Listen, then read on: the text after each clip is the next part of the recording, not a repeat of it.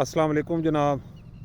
अज की जी वीडियो है जनाब ये गंदम और फ्याम है जिन्होंने पंजाबी कणक कहीदा है उहदे उत्ते है।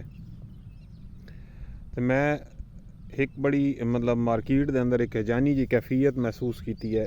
सब तो पहले मैं ये दसना चाहना, इस तो पहले भी एक मेरी वीडियो है गंदम की जिहदे उत्ते मैं फैक्ट्स एंड फिगर नाल गल की है और इसे ग्रुप ग्रेन मार्केट गला मंडी ग्रुप जितने भी हैं उन्होंने मैं पोस्ट किया है। काइंडली मैं रिक्वेस्ट कराँगा वो वीडियो वेख लेना, ये उसे दा तसलसल है, यानी कि ये उसकी हुण दूई वीडियो है। मार्केट के अंदर जनाब है हुण कोल गोपाड़ा यानी कि शोर शराबा झूठी अफवाहां चल रही ने कि गंदम जी है वो जी क्रैश कर रही है, मार्केट के अंदर वो रेट्स डाउन हो रहे हैं। तो जनाब हिस्टरी यानी कि जदन का पाकिस्तान बनया टिल टाइम और ख़ास तौर पर पिछले 6 साल का जोड़ा डाटा है उसनों मैं सामने रखते ये चीज़ यानी कि मैं गौर किया कि क्या कभी ऐसा मामला होया है कि मार्केट गंदम का जोड़ा रेट है वो अपने ओरिजिनल रेट जोड़ा सरकारी रेट है उस तो थले गई हो, या ऐसा मामला होया हो कि वो क्रैश कर गई हो। तो ये बिल्कुल ऐसा कुछ भी नहीं होया, कम अज़ कम तारीख पाकिस्तान कुछ नहीं है। वल्ला आलम बेसबाब ये लोग जड़े ने ये किस वजह तो ये मार्केट अफवाह फैला रहे हैं या झूठ से फैला रहे हैं। अगर इन्होंने कोई फैक्ट है तारीखी तौर पर कोई फिगर है ऐसा जिहदे अपना जड़ा सरकारी रेट उस तो भी थले कणक गई हो तो जनाब ये सामने लै आन, वरना ये बेहतर तो यह है खामोश रहन। क्योंकि इन्होंने इस हैजानी कैफियत की वजह तो दो मसले जड़े हैं सामने आते हैं। पहला मसला कि फसल जड़ी है दोबारा लोग रोक लेंदे ने, मार्केट चो नहीं आ सकती और एक अजीब या थोड़ा जिन्होंने कहते हैं ना कहत या सख्ती का आलम हो वैंदा है और दोबारा तो गंदम जड़ी महंगी हो वैंदी है। और दूए नंबर पर कि लोग बर वक्त अपनी फसल भी नहीं कट सकते या अफवासाजियां की वजह तो उन्होंने भी नुकसान होंदा है, वो अपनी ज़रूरतां फिर बर वक्त पूरियां नहीं कर सकते।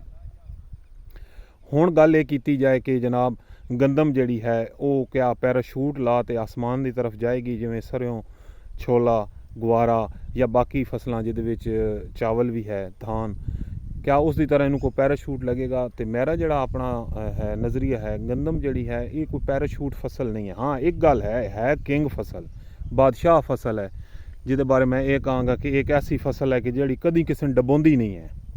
ठीक है, चाहे वह किसान है इन्वेस्टर है ये डबोंदी नहीं है। लेकिन पैराशूट वाला मामला भी इस फसल नाल कोई कभी नहीं होया कि उक्का ही अखीर मच जाए कि 4000 की शै जी है वो 8000 ते टुर जाए। एक 2021 जिदी थोड़ी जी बड़ी मुख्तलिफ सूरत हाल रही सी या सन फिर इदी शक्ल जड़ी है 2022, लेकिन वो बहुत कम नज़र आई। सिर्फ 2021 एक वाहिद साड़ी मतलब 75 साल तारीख साल नज़र आता है जिहदे कणक जड़ी आई अपने रेट्स बड़ी मुख्तलिफ गई। लिहाजा मेरी तमाम दोस्तों नाल गुजारिश है कि मार्केट का जोड़ा एनालिसिस है खबरां जड़ियाँ मुख्तलिफ जो को रशिया जी हज़ारा हार ट्रक आ रहे हैं अफगानिस्तान कणक लैनी बंद कर देगा तो पाकिस्तान का बेड़ा गर्क हो जाएगा। तो पाकिस्तान जड़ा है रूस कोलों जी एक ऐसी फसल लैन जा रहा है जी 3000 रुपए की। और बादशाह तुहाडे अपने मुल्क जी पैदावार है वो वारे नहीं पाउंदी पई लोगों को। तुसीं कहंदे हो कि अंग्रेज़ या ये लोग जोड़े बहरूं चीज़ां भेजते हैं वो तुहानूं इतनियां मुफ्त देणगे या इतने वो वेले ने कि वो तुहानूं कणकां जड़ियां ने इन खैरात च वंड देणगे।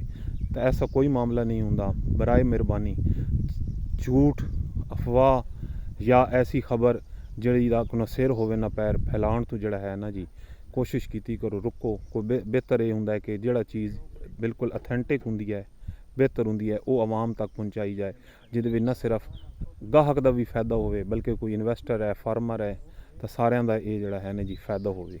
लिहाजा जड़ा मैं फिर इस गल नूं रीइनफोर्स करांगा कि कणक जड़ी है वो इंशाअल्लाह सारिਆਂ कुछ ना कुछ देगी तो इंशाअल्लाह मेरा अल्लाह नूं मंजूर होया तो गाहक की भी वो दस्तरस ही रहेगी। तो लोग जिन्होंने एक कारोबार कर रहे हैं गंदम का तो अल्लाह ताला उन्होंने भी नफ़े देगा। बहुत शुक्रिया।